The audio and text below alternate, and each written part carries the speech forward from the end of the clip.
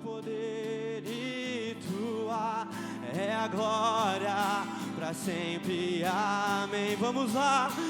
Teu é o reino, teu é o poder e tua é a glória para sempre, amém. Teu é o reino, teu é o poder e tua é a glória.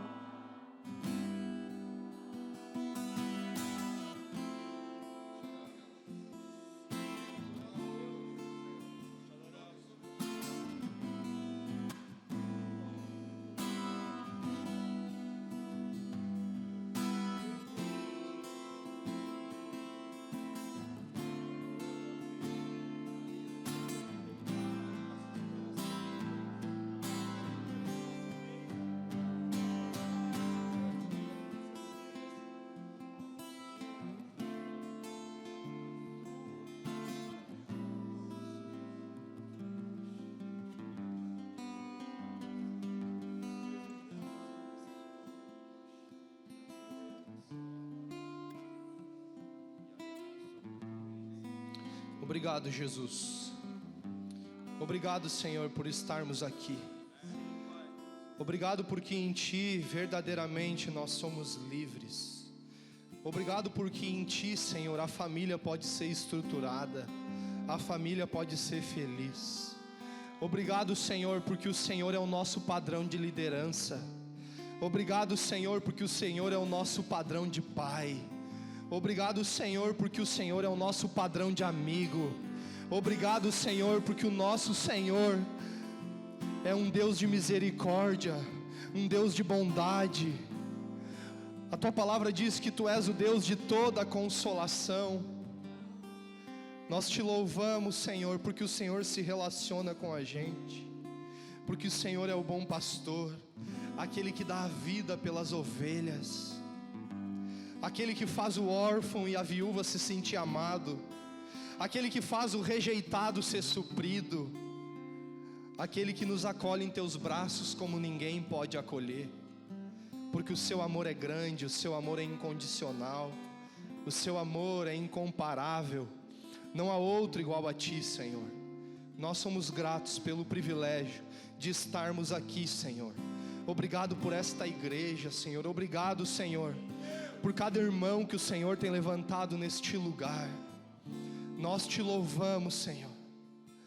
Muito obrigado, Jesus. Amém. Amém, glória a Deus. Você pode sentar?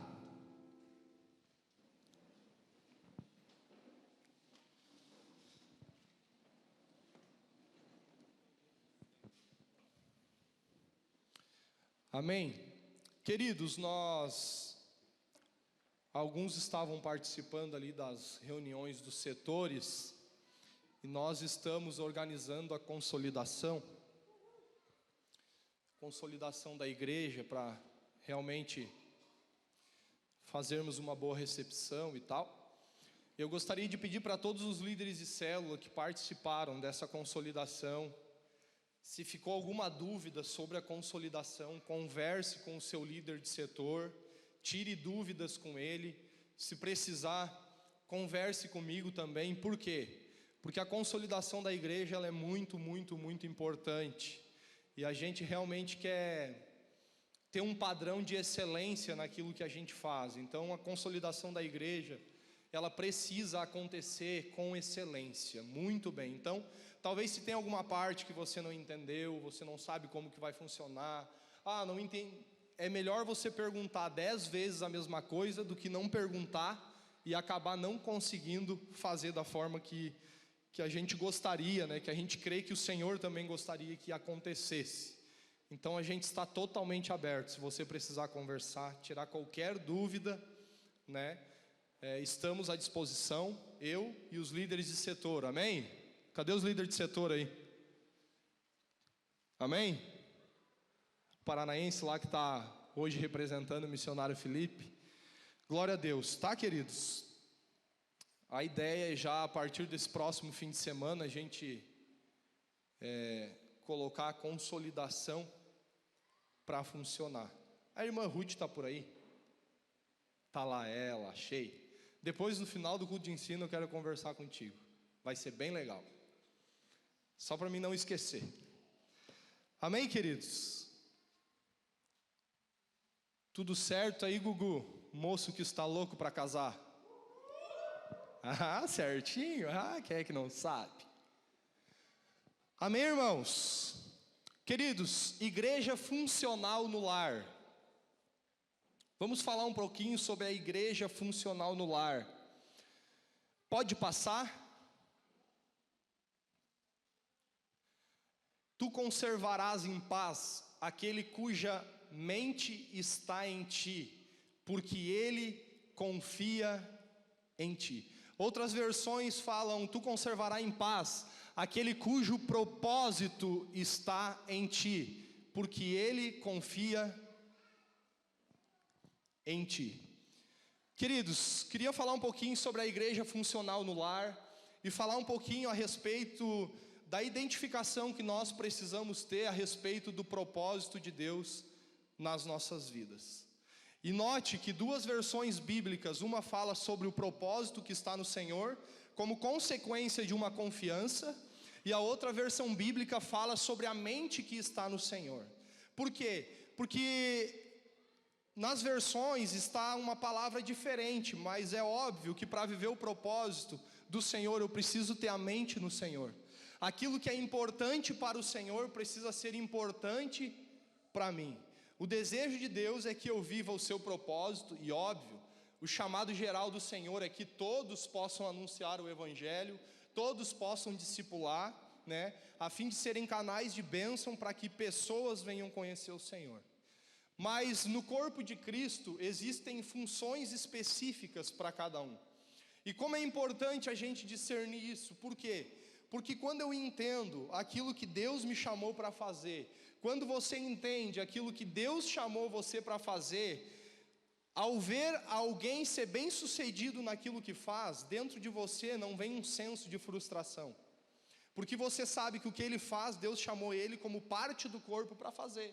Mas o que você faz, Deus chamou você como parte do corpo também para fazer. É como se você olhasse um time de futebol, tem o atacante e o zagueiro. O zagueiro ele não pode se frustrar com os gols do atacante, porque o atacante ele foi chamado para fazer gol, o zagueiro ele foi chamado para defender. Então quando ele entende, quando eu e você entendemos isso, a gente não vai lamentar nada, não por inveja, mas a gente não vai precisar olhar algumas coisas e pensar: por que eu não estou fazendo? Porque eu me encaixo naquilo que Deus me chamou.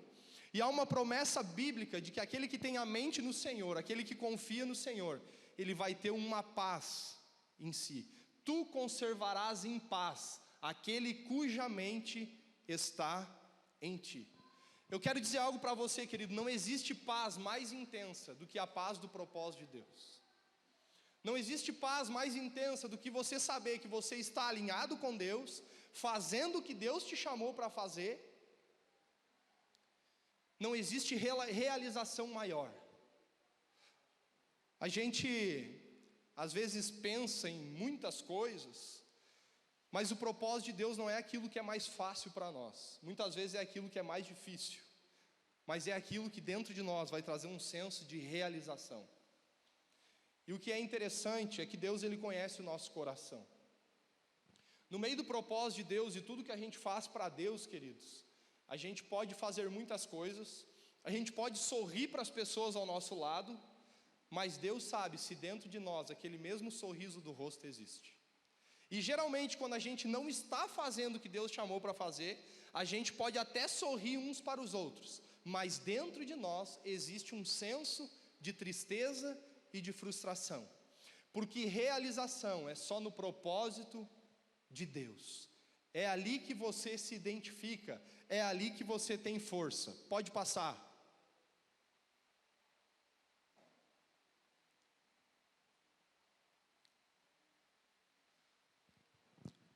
Igreja funcional. Bom líder é aquele que ajuda a trazer clareza para os liderados, sendo um facilitador que os ajuda a alcançar o seu propósito.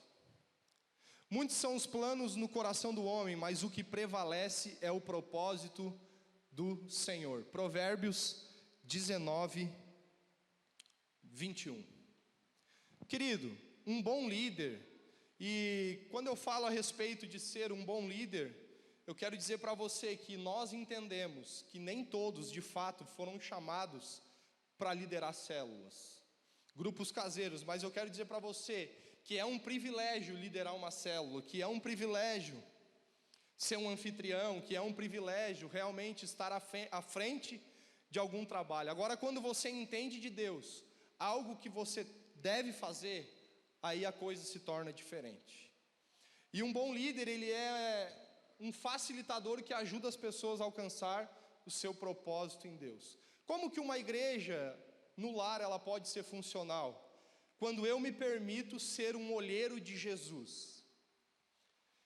Deus chamou eu e você não para impor o que as pessoas têm que fazer. Deus chamou eu e você para sermos olhos do Senhor a respeito daquilo que as pessoas já têm talento. Então, o meu desafio como pastor, com aqueles que andam comigo, não é pedir para eles fazer o que eu acho que eles têm que fazer, mas é eles fazerem aquilo que o próprio Deus já chamou eles para fazer, o tipo de talento que já está neles. Quantos entendem isso? Então, quando que uma igreja, quando que uma célula ela funciona muito bem? Quando o líder ele tem uma visão ampla. Não adianta você querer investir na liderança de alguém que Deus chamou para ser anfitrião. Porque tem gente que recepciona muito bem, mas tem gente que lidera muito bem. Talvez o mesmo que recepciona não é o mesmo que vai liderar bem. Então você precisa ver nele o talento que o próprio Deus já colocou nele e apenas ser um facilitador que ajuda e motiva ele na graça e no favor de Deus que já está sobre a vida dele. Quantos estão me entendendo? É como eu já estava falando há pouco, um olheiro de futebol. O cara, ele olha ali o gurizão jogando futebol e ele diz, esse cara aqui é atacante. Ou seja, aquele atacante, aquele talento de atacante já está dentro do camarada. Ele só vai dar uma oportunidade para aquele talento ser desenvolvido. Então eu e você fomos chamados para dar oportunidades, para termos essa visão clara. Nem todos foram chamados a serem líderes de célula, mas todos foram chamados para serem líderes de alguma forma. Em que sentido? Primeiro, você foi chamado a liderar você mesmo. Deus chamou você para liderar você. Porque se você não souber liderar a sua própria alma, suas próprias vontades, os seus próprios desejos, você vai se tornar carnal. Deus chamou você, claro, para ser submisso a Ele. E depois de saber liderar você, ser um bom líder. Você que é líder de célula, precisa orar a Deus, para que Deus te dê capacidade para ver aonde estão os tesouros de Deus escondidos dentro das pessoas. Quando você aprende a fazer isso, ninguém para você. Sabe o que acontece quando a gente está lá na célula, um exemplo, daí o David está lá, eu digo assim, cara, você vai ser um líder de célula, mas tudo que ele não quer é ser líder de célula. Não está dentro dele, o cara não tem jeito. Eu motivo ele dizendo que Deus chamou ele para fazer algo, ele fica triste, ele sai abatido. Ué, mas não é Deus que... Não, eu preciso ver um talento de Deus já que está na vida dele. E quando eu falar e confirmar algo que já está dentro dele, ele vai pular de alegria e vai ficar muito, muito feliz. Então, ou seja, quando a gente consegue ter esse discernimento, as coisas não viram em peso, em fardo, mas a gente vira facilitador de Cristo dentro da igreja, para que as pessoas possam alcançar o seu propósito. Óbvio que como pessoa, a santificação, ser parecido com Jesus, mas também entender aquilo que devem fazer para Jesus. A minha pergunta para você, líder, quais são os preciosos tesouros que tem na sua célula? Onde você não precisa impor nada, apenas abrir os olhos das pessoas acerca das qualidades que elas já têm. Tem muitos que já têm qualidades, mas talvez eles precisam de um mentor.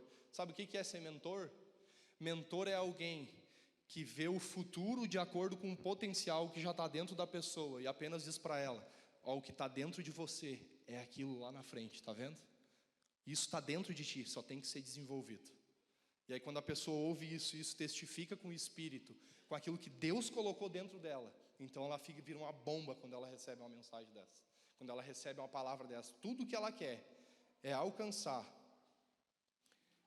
esse propósito do Senhor. E nós como igreja fomos chamados para nos mover por propósito, não por aquilo que é mais fácil, não por aquilo que é melhor. Nem tudo que é melhor para nós significa que é a vontade de Deus.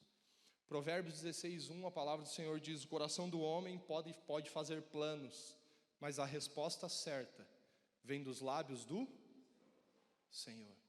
Entenda que não é do nosso próprio coração que tem as melhores respostas, mas é dos lábios do Senhor. É do Senhor que você vai receber tudo que você precisa. Pode passar. Uma igreja funcional, no lar, onde tem realmente pessoas que querem mergulhar no propósito de Deus, são pessoas que usam suas fraquezas para depender de Deus e não para desistir de serem usados por Deus. Deixa eu dizer para você, as suas fraquezas não são um empecilho para Deus te usar, mas são um reflexo externo da glória de Deus se revelando. Sabe o que é bom Deus usar pessoas totalmente incapacitadas? Porque quando alguém olhar você sendo usado, vai dizer assim: Deus é real mesmo, glória a Deus. Eu sei que ele não conseguiria fazer isso, é só por Deus. Deus usa a sua fraqueza para glorificar o seu próprio nome, nós precisamos entender isso. Mas a gente não quer ter fraqueza para se sentir apto para ser usado por Deus. Talvez se nós não tivéssemos fraquezas para se sentir apto e de fato fizéssemos o que Deus chamou, mas sem se sentir fracos, ou sem as pessoas perceberem as fraquezas, talvez Deus não ia ser tão notado.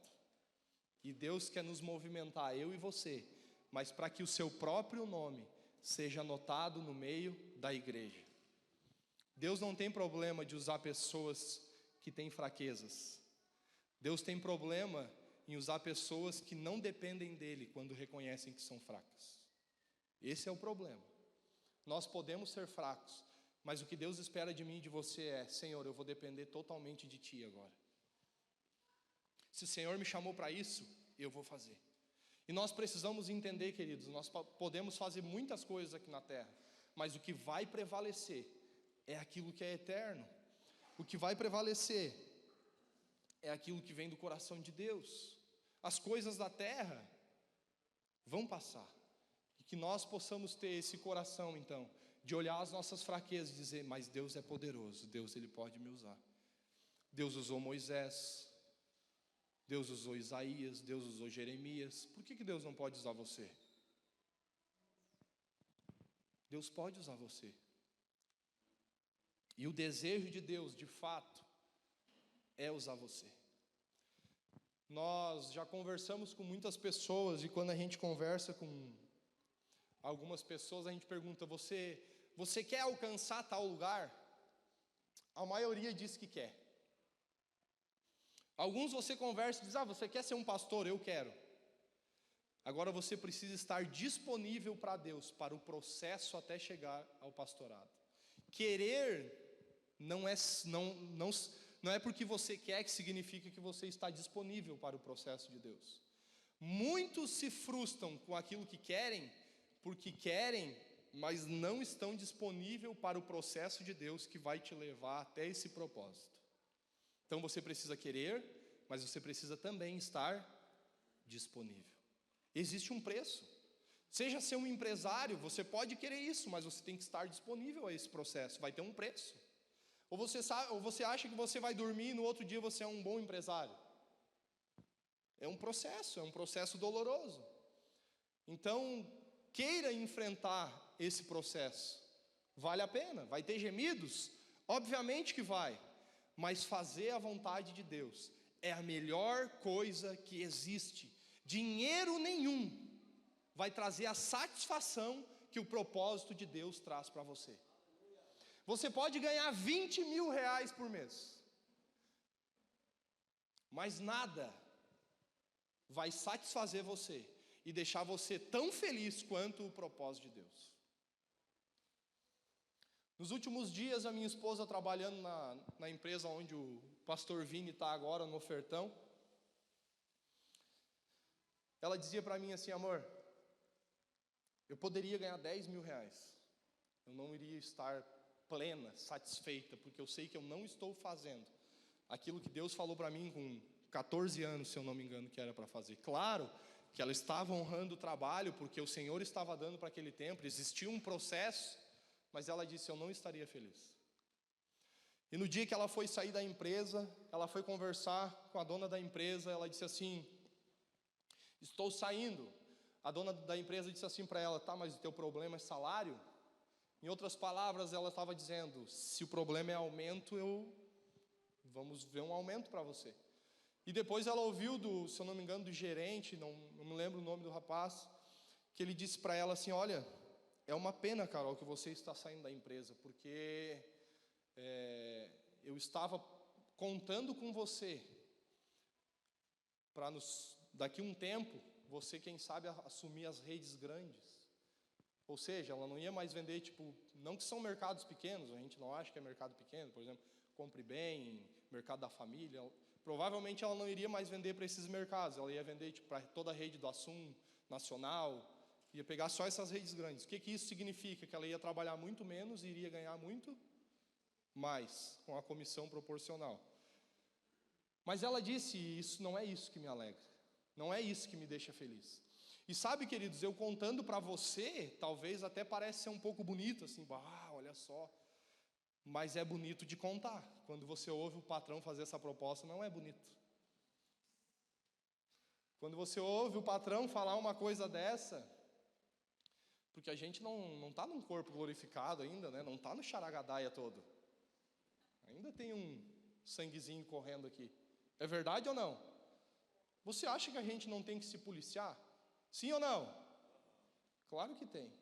Então o que eu estou contando para vocês de testemunho talvez seja bonito, mas tem muitas decisões que fazem parte do processo de Deus. A pergunta para você é: vai encarar ou vai correr? Vai encarar ou vai correr? Muitas oportunidades vão vir. Queridos, sempre quando o propósito de Deus está perto de chegar na sua mão, quando o melhor de Deus está perto de chegar em você, vem uma proposta da terra maravilhosa. Você pode ver isso. E a pergunta que fica na hora H é: você vai escolher a proposta da terra ou o propósito pelo qual você está batalhando? Então seja alguém focado. E nós aqui como igreja não pregamos contra a prosperidade, não que nós não achamos que você... Eu creio que Deus chamou nós para ter uma vida próspera, muitos serão empresários, bem financeiramente, nós torcemos por isso. A questão é: não negocie o seu chamado, o seu propósito por nada. Não negocie. E por mais simples que você olha, Deus valoriza você. Se Deus chamou você para liderar, lidere. Se Deus chamou você para ser um mantenedor do reino, seja um mantenedor do reino. Se Deus chamou você, não sei, mas fique com aquilo que Deus chamou você para fazer. Pode passar. Líder servo. Uma igreja funcional, não só nas casas, mas aqui também o líder ele precisa ser servo. Coisas simples, mas que são importantes a gente sempre está recapitulando. O trabalho de um servo é para seu Senhor. Suas recompensas são eternas e não temporais. A bênção do Senhor é o resultado do seu trabalho, não um salário, muito menos uma condição para que façamos algo para Ele. Querido, o fato de Deus abençoar você com aquilo que você faz deve ser uma consequência do teu coração disposto de amá-lo e fazer aquilo que agrada ao Senhor. Quando você serve, você pensa assim: eu vou servir porque eu vou ser abençoado. Na verdade, você não está servindo para Deus, você está servindo para você. Porque quando eu sirvo pensando no retorno, significa que o foco não é as pessoas e possivelmente também não seja Jesus, seja eu. Então a bênção é só consequência da generosidade do meu Pai e do meu grande Deus, mas eu estou fazendo porque eu amo Jesus. Eu entendo que o que eu faço para Deus é um privilégio. Se eu sou um anfitrião, é um privilégio, é uma oportunidade. E liderar, discipular, ser anfitrião, querido, não é um favor que você faz para a igreja. Não é um favor. É um chamado, é algo de Deus no seu coração.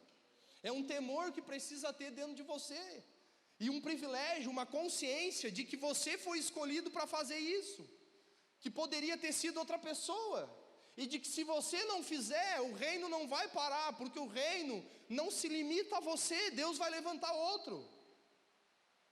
E sabe o que acontece quando a gente não se posiciona no propósito de Deus? Que a gente vê alguém fazendo aquilo que a gente foi chamado para fazer e a gente se frustra. Mas Deus queria contar com você. Deus, Ele deseja contar com você. Só que você quer, mas não está disponível. Então queira, mas esteja disponível para Deus. Dizendo para Deus: Senhor, o processo que o Senhor deseja que eu encare, eu vou encarar. Não é fácil. Talvez o que você faz hoje, você tem certeza que não é o que Deus planejou para você fazer a sua vida toda, mas faz parte de um processo. Faz parte de um processo. Então, enfrentarmos o processo é o nosso grande desafio, mas fazer parte daquilo que Deus está fazendo é maravilhoso demais. Não gaste a sua vida só com você mesmo. Sirva pessoas. Sirva, invista, aconselhe, discipule.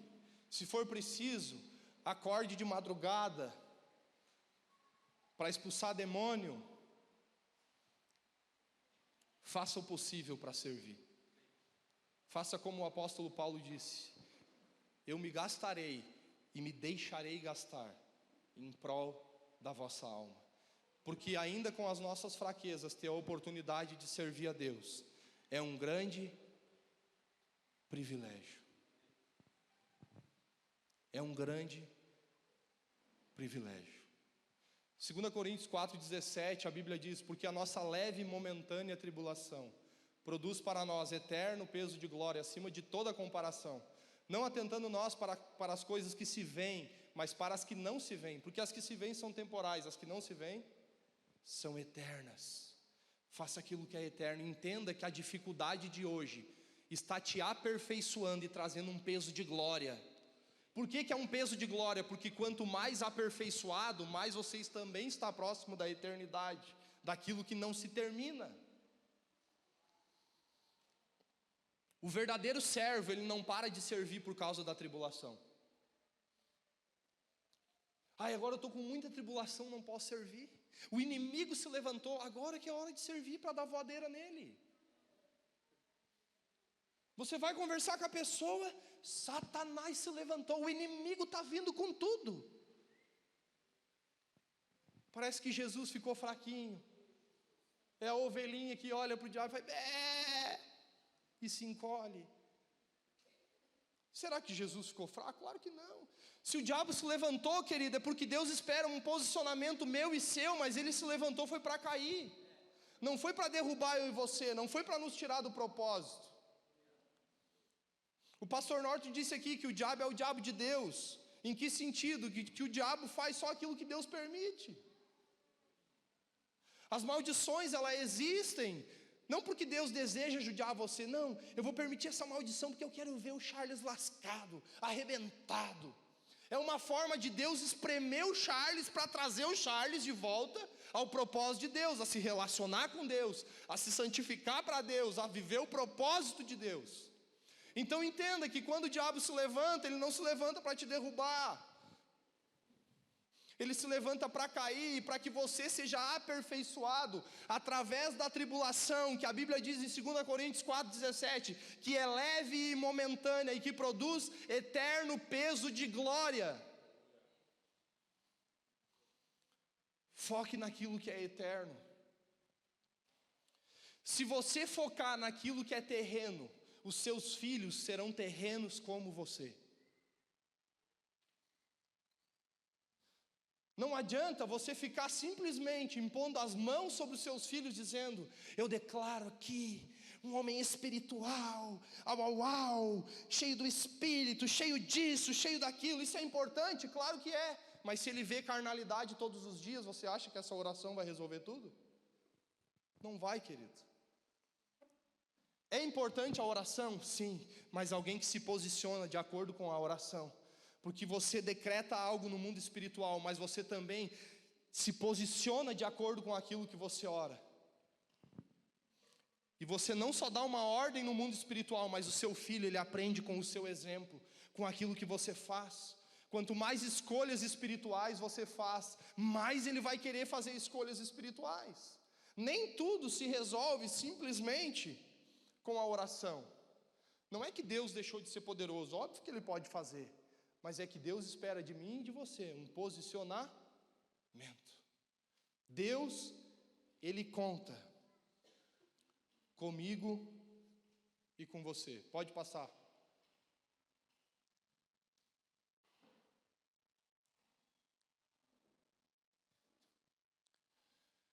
O servo, ele tem um estilo de vida de servir. Querido, servir não é para um momento. Servir é um estilo de vida. Agora é aquela coisa, como é importante você entender em qual área, em qual lugar no corpo de Cristo Deus te chamou para estar atuando. Por quê? Porque daí servir não vai ser um peso. Mas valorizar pessoas e dar atenção para elas, todos nós somos chamados. Primeiro nós vivemos a função, depois nós alcançamos o título. O título sempre será consequência de pessoas que desenvolveram a função. Então, um exemplo: se você tem esse grande sonho, que é um privilégio, de ser um líder de célula, já se porte como um líder de célula, para mais cedo ou mais tarde, você ser um líder de célula. Se você tem um grande sonho de ser um anfitrião, já receba bem as pessoas na sua casa. Se você tem o desejo de ser um pastor, já se posicione como um pastor. Tenha um estilo de vida de ser servo. Servo. Por que você acha que muitos irmãos aqui dão atenção em conversas? A gente sabe de vários irmãos aqui, irmãos, que trabalham, que fazem reunião, que conversam de novo. Esses dias eu tive uma conversa de 4 horas sem parar. 4 horas. Você acha que depois 3 ou 4 horas, depois da segunda, de ter passado 2 horas assim, eu estava aleluiado, eu estava assim, que vontade de ficar aqui mais umas 3 horas, como tá bom aqui. Você acha que eu estava assim? Irmãos, depois de 2 horas de conversa, a cabeça já está assim, ó. Tu tá só por ó. É verdade ou não? E depois dessa conversa tinha mais conversa. Você acha que nosso corpo, nosso eu não dá vontade, ó. E eu não estou falando isso para vocês porque eu estou dizendo que eu sou perfeito. Tem muitas coisas para melhorar, mas eu estou testemunhando para vocês. Teve um dia que a gente teve 7 horas de conversa. Teve uma conversa longa, depois teve outra, depois teve outra. Querido, o que nos motiva a fazer isso? Talvez você diga, né? Mas tu é pastor, né? Está sendo pago para isso? Ninguém pensou isso, né, irmãos? Sabe, queridos, talvez hoje você pode ter essa conclusão. Eu sei que eu sou um cara muito incapacitado, que muitos de vocês, quem sabe, poderiam estar aqui no meu lugar porque sabem coisas melhores. Mas eu também tenho certeza que se eu cheguei aqui não foi por acaso, não caí aqui de paraquedas. Um preço foi pago para que eu estivesse aqui hoje. Você entende isso? Então que a gente possa ter esse coração. Que o servo, sabe quem? Você pode, nessa noite, você pode pensar um pouquinho na sua vida e saber se você é um servo ou não. Deus revela para nós se a gente é servo através mesmo da sua própria igreja. Como isso? Sempre que alguém tem dificuldade, as pessoas contam com você ou não?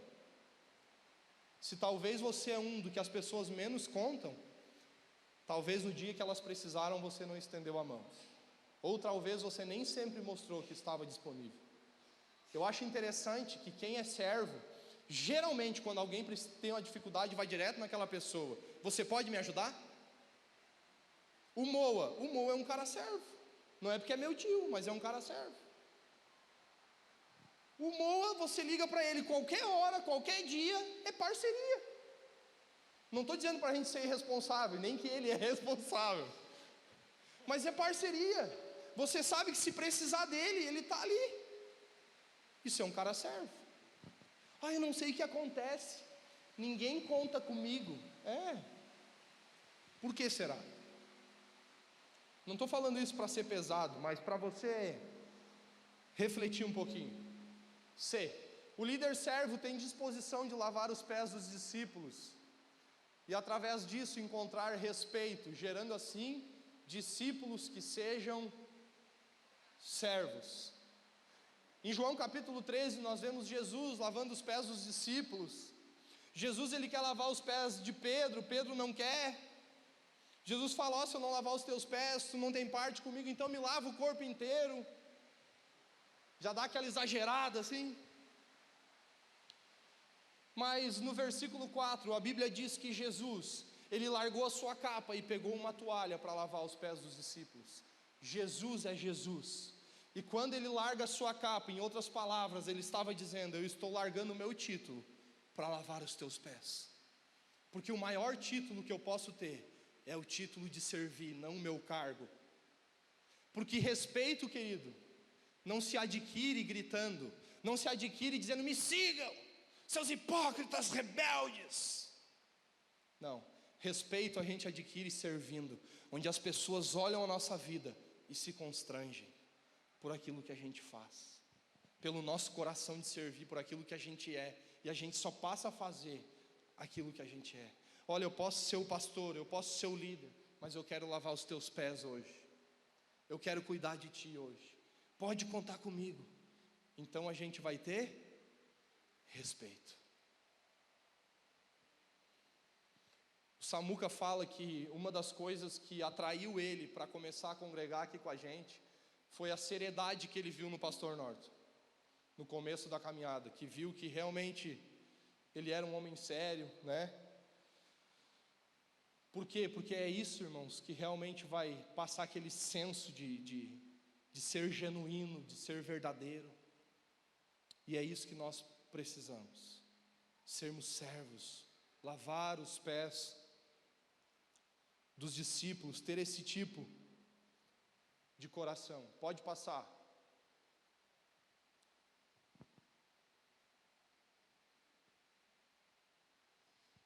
É aquele que ajuda aqueles que estão em dificuldade ou passando por necessidade. Queridos, isso aqui é algo tão simples, mas tão simples. Olha só, um líder que serve ajuda na dificuldade ou na necessidade. Por que eu coloquei esse tópico aí? Porque é tão fácil, sem a gente perceber, a gente fazer vista grossa sobre algumas coisas. A gente fingir que não está vendo, mas na verdade, a gente está vendo. Eu quero dizer para você que Deus, Ele conhece o meu e o seu coração. E o desejo de Deus é que nós sejamos servos. Não que sejamos mães codependentes, não é isso que eu estou falando, mas que sejamos servos. O que é uma mãe codependente? Que ela pensa que o amor é simplesmente não ver o filho sofrer e acaba dando para ele, na verdade, o que ele não deveria receber naquela hora, e ele nunca deixa de ser o que ele sempre foi. Aí a mãe, ela tem grande parcela de culpa nisso. Isso é uma mãe codependente. Tadinho, meu filho tá assim, de pé no chão, usou droga a noite toda. Vou comprar um Nike para ti amanhã, tá? Nike Shox, de R$800, porque eu te amo, meu filho. Dá um Nike, ele entrega por 15 pila na boca. ajudou ele a não mudar e continuar sendo um drogado.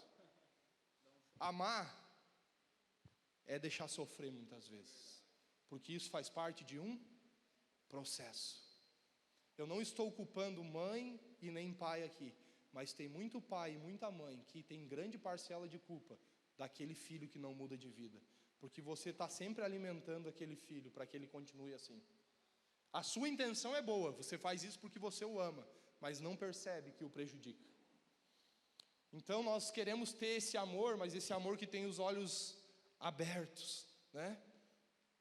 Esse amor que realmente deseja que a pessoa se torne parecida com Jesus. E amar muitas vezes vai ser deixar sofrer, né? Texto muito conhecido, Marcos 10, 45. Pois nem o Filho do Homem veio para ser servido, mas para servir e dar a sua vida em resgate de muitos. Aquele tópico ali, irmãos, é top. Tópico E. É aquele que não retém o amor daqueles que são duros de coração. A ninguém devais coisa alguma, a não ser o amor com que vos ameis uns aos outros, porque quem ama aos outros, cumpriu a lei. Queridos, deixa eu dizer para você, a Bíblia diz, não devam nada a ninguém, a não ser o amor. Nós vivendo como igreja, se a gente não perceber, por causa da dureza de coração, a gente pode retirar o amor de estar em ação. E aí a gente começou a pecar. Aí Deus não se agrada. Exemplo. Fui lá, conversei com o Charles, hoje o Charles é meu exemplo. Falei para ele algumas coisas. Querido, Deus te ama, te arrepende, teimoso. E isso, e discipulado, dizer, querido, olha aqui o que a Bíblia diz. Não quero, não vou. Então tá, a partir de hoje nós não nos falamos mais. Vem na igreja, vira a cara para ele, dentro de mim, o Moa chega, meu tio conhece muito o Charles, diz assim, e aí, como é que está o Charlão? Rebelde, pensa. Parece que o capiroto pegou. Vem na igreja, o cara não obedece. Cantamos aleluia, o Cordeiro. Querido, deixa eu dizer uma coisa, tem coisas que você precisa deixar sofrer, mas tem coisas que é retirar o amor. Ele pode estar duro de coração, mas ele precisa ter certeza dentro dele, que o dia que ele precisar de alguém para contar, ele pode contar comigo. Eu não vou ser uma mãe ou um pai codependente na vida dele, mas ele tem que saber que ele pode contar comigo. Que por mais que ele faça algo errado, ele é digno de ser cumprimentado, ele é digno de ser abraçado, ele é digno de ser amado. Porque não importa o que ele faça, amor ele merece, assim como eu e você. Jesus não te ama menos ou mais porque você errou. Agora, quando você retira o amor, quando você, eu não quero mais relacionamento com esse tipo de gente, isso aqui não presta. Quando eu retiro isso da vida dele, infelizmente, eu acabo pecando. E o favor de Deus não vem sobre a minha vida. Todos merecem ser amados. Sem perceber, queridos, a gente deixa o dia a dia tomar conta do nosso coração. E a gente pode retirar o amor. Não deveis nada a ninguém a não ser o amor. Todos merecem ser amados. Mas eu vou ter que convidar todos para comer picanha comigo. Não vai precisar fazer isso. Porém, o amor você deve dar a todos. O cumprimentar, um oi, que bom que você está aqui. Que bom, nem queria que estivesse aqui. Não é esse o caminho. Nós precisamos entender que independente das respostas que as pessoas dão para mim e para você, nós devemos amá-las, independente do que aconteça. Caso contrário, a gente vai estar pecando. Não importa o que elas fizeram para mim e para você. Amém?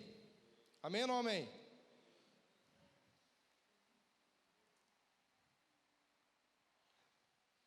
Pode passar.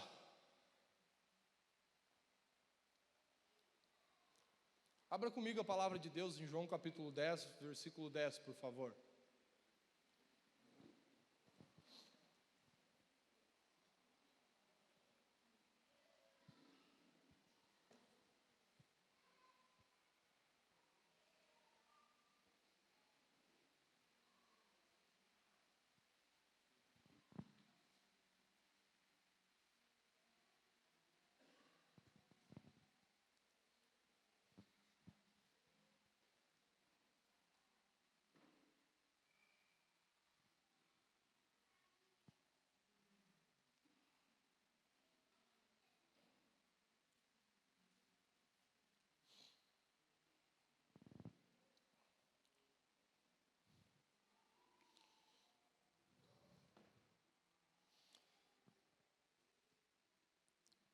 Se você cuida de uma pessoa, você já está pastoreando aquela pessoa. Letra A, disposição de dar a sua vida pelas ovelhas. No versículo 11, a Bíblia diz: eu sou o bom pastor dá a sua vida pelas ovelhas. Não estou dizendo que você vai ter que morrer numa cruz por elas, porque isso Jesus já fez. Mas eu estou dizendo que você precisa ter esse coração de se doar. E quando eu falo precisa, eu não falo porque a igreja precisa, mas porque você precisa para alcançar o propósito e a vontade de Deus. O maior desafio de Deus, queridos, é nós nos relacionarmos uns com os outros. Você já pensou? Só aqui acho que tem umas 70 pessoas, mais 100. Você olha quanta opinião, quanta forma de pensar diferente tem aqui. Quantas culturas, quantas famílias criadas de formas diferentes. Agora a gente está aqui nesse bolinho chamado Corpo de Cristo.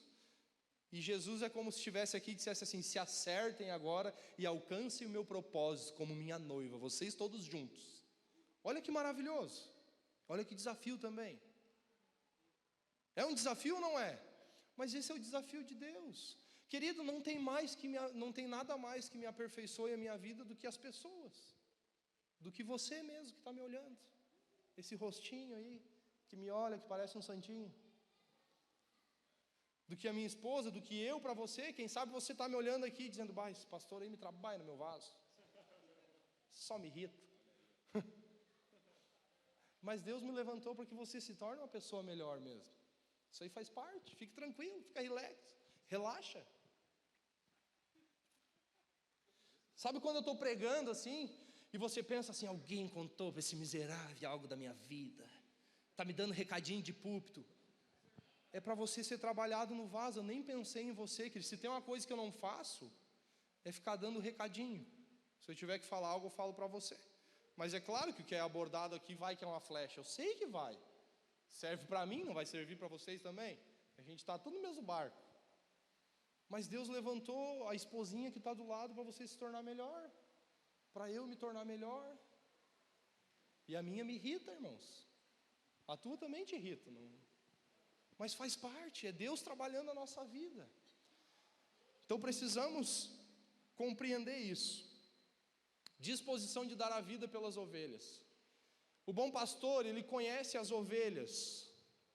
Versículo 14: eu sou o bom pastor, conheço as minhas ovelhas e elas me conhecem. Como que um pastor pode conhecer as ovelhas? Relacionamento. Não tem como conhecer as ovelhas sem se relacionar. Ou seja, não existe pastoreio sem relacionamento. Se você conhece pouco, significa que o relacionamento precisa aumentar, precisa melhorar o nível de relacionamento. Então, seja um líder, um discipulador. Como é importante ele desenvolver um bom relacionamento com as pessoas ao qual Deus levantou ele para cuidar. Porque aí ele vai conhecer elas. E quando elas se tornam importantes, o assunto não é em detrimento apenas de mim, mas eu escuto aquilo que é importante para ela. Porque deixa eu dizer para você, querido, você parar 2 horas para contar a sua história para alguém é fácil. Mas você parar 2 horas para ouvir a história de alguém e derramar amor sobre ela, daí eu quero ver se você é bom. E quando você vai ouvir uma história e a pessoa começa a falar algo que você nem gosta de ouvir, e aí você já pensa: vou cortar esse assunto porque eu não aguento mais. Passou 5 minutos a conversa, mas tá que já está rachando as tampas, louco para vazar. E aí? Esse é um momento de relacionamento, de conhecer as ovelhas. Muitas pessoas estão chegando e tudo que elas querem, às vezes, é só um ouvido que queira ouvi-las. Porque em casa não tem ninguém para desabafar e para dar um abraço. Quando ela vai abrir a boca para falar: some da minha frente, sai daqui. É só briga, é só... Mas quando chega aqui, precisa encontrar alguém que diga: você é importante, eu quero ouvir a tua história. Conta para mim a tua história. Querido, Deus não chamou você para ouvir tudo que você gosta. Se Ele tivesse chamado você para ouvir todo o que você gosta, Ele tinha pintado um mundinho perfeito em prol só da tua felicidade. Ou em prol só da minha felicidade. Eu quero fazer o Fabiano o único ser humano feliz. Então o mundo todo vai conspirar a favor do Fabiano. Aí tudo acontece redondinho, tudo é maravilhoso. Lua de mel todos os dias. As pessoas falam só coisas que me agradam. As pessoas dizem assim, tu é bom, tu é o cara. E eu fico cada vez mais podre. Tu é demais. Mas não, irmãos. Pensa, irmãos. Eu sei, Deus é Deus. Como é importante, irmãos, ter alguém. Eu não estou dizendo para você ser pedra de tropeço na vida de alguém. Mas como é importante ter alguém que vem para te dar uma cutucadinha, assim, para dizer, cara, tu não é tudo isso que tu está pensando. Ô Zé, se liga aí, meu. Tu não é esse bonzão aí. Eu nem gostei daquele negócio que tu fez. Sabe o que é legal? Que quando a gente vê que o negócio está fluindo, está isso, está aquilo, tá demais, pá. Deus levanta alguém para vir e dá só uma cutucadinha em você, para você lembrar de quem você é sem Jesus. É importante, irmãos, porque a gente precisa estar no nosso lugar. Porque se a gente não estiver no nosso lugar, talvez a gente vai ocupar o lugar que é de Jesus. E a gente precisa estar no nosso lugar, conhecer as ovelhas, conduzir as ovelhas.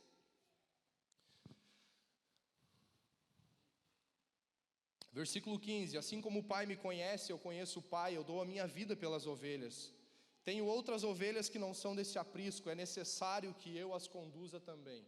É um dos desafios de um pastor, conduzir as ovelhas. Queridos, conduzir as ovelhas é você vai na frente e as ovelhas vêm atrás.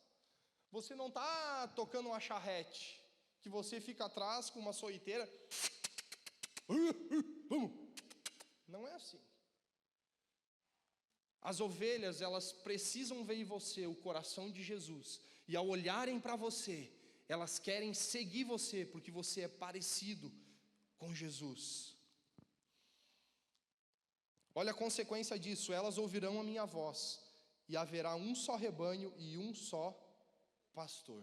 Quando o pastor é genuíno, as ovelhas ouvem a sua voz, haverá um só rebanho e um só pastor. Por quê? Porque o verdadeiro pastor, ele promove unidade. As ovelhas têm prazer em segui-lo. A unidade, ela é estabelecida, porque as ovelhas ouvem a sua voz. Minha pergunta para você: as ovelhas gostam de ouvir a sua voz? Gostam de seguir você? Se você estiver alinhado com o coração do bom pastor, as coisas vão acontecer. Queridos, Deus faz as coisas muito além do que a gente pensa.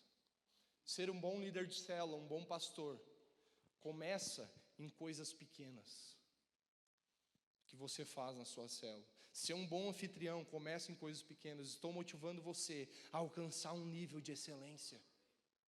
Tem uma grande diferença, querido, se você é um anfitrião, alguém que ocupa uma posição que Deus chamou você, quando chega um visitante, você senta lá dentro, entra aí, beleza? Você cumprimenta. Agora um anfitrião, que ele vai na frente, que ele aperta a mão da pessoa, que às vezes ele vai lá no portão e diz, que bom que você veio, sejam bem-vindos, a gente está muito feliz de vocês estarem aqui. Irmãos, é outra recepção, é outra coisa, é uma atitude tão simples, mas são coisas às vezes que impactam as pessoas, são coisas que realmente fazem a diferença. Então que nós tenhamos esse coração, faça aquilo que Deus chamou você para fazer, não abra mão, não abra mão. Nessa noite quero motivar você a não viver só para você, não faça só o que você gosta, faça o que agrada o coração de Deus. Talvez você congrega com a gente um tempão, irmão, e talvez você não tenha muitas responsabilidades ainda, não fez muitas coisas, talvez você até disse, eu não sei o que acontece, essa igreja não é uma igreja de oportunidade. Irmãos, é uma igreja de oportunidade, muita oportunidade. Tem sala para pintar, tem banheiro para limpar, tem aqui para varrer, tem um monte de coisa, irmãos. Agora, depende do nosso ponto de vista de oportunidade. O que é oportunidade para você? Um púlpito? Talvez o que é oportunidade para você não é para Deus. Porque talvez o que vai te aperfeiçoar e te tornar uma pessoa melhor é o pano do banheiro, não o microfone do altar. Você entende isso, querido? Eu não estou dizendo que você não pode pregar, ninguém é melhor do que ninguém. Não é essa a questão. Mas deixa eu dizer para você, por mais que você pense que talvez eu me esqueci de você, ou alguém da igreja se esqueceu de você, Deus não faz nada por acaso. Tudo tem um propósito. Será que Deus não está usando essas coisas para trabalhar na sua vida? Será? Tudo faz parte. Amém ou não amém? Falei isso para alegrar você, irmão, não foi para me olhar com cara de sapo. E sabe, algo que eu quero testemunhar para vocês, eu tenho muitas coisas para melhorar, todos nós temos coisas para melhorar, mas queridos, eu também já muitas vezes aqui pintando, fazendo um monte de... Claro, isso faz parte. Hoje dificulta um pouco mais, claro que dificulta pela questão de organização da igreja, de visitas, disso, daquilo, mas nada é por acaso. Quando você entender que tudo que você faz, você recebe recompensa de Deus, e é para Deus, você pode estar com o microfone na mão, um pano na mão, você pode estar no Peniel, você pode não estar no Peniel, você pode ser convidado para a equipe tal, pode não ser, você sabe que o que você faz é para Ele. Você entende isso? E se é para Ele, o que você faz, você está feliz no que você está fazendo. Diz para Deus, Deus, eu quero trabalhar, eu quero servir, eu quero ser uma pessoa exemplar na igreja. O que o Senhor me der em minhas mãos, eu vou fazer com excelência, de todo o coração, porque é para o Senhor. Eu quero ter a mesma alegria de estar em qualquer lugar, em qualquer setor da igreja. Mas eu quero estar à disposição, eu quero servir, eu quero me encaixar no teu propósito, eu quero me encaixar na tua vontade. Amém, irmãos? Esses são os desafios. Não pare por causa das dificuldades. Não pare porque alguém não gosta de você. Beleza?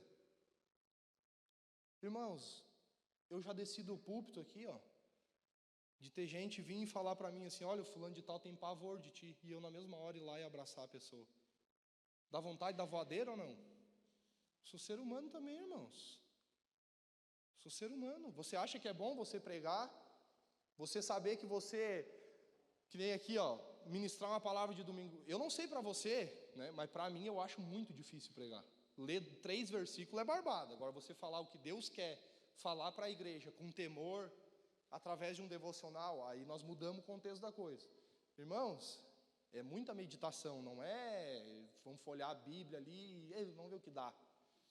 E aí você faz uma coisa dessa e pá, e de repente você desce assim, a pessoa fulano de tal tem pavor de ti. Tem que ser quase um Cristo glorificado. E você desce e vai abraçar as pessoas. Por quê? Porque esse é o mistério de ser igreja. Entende? Vamos ficar de pé?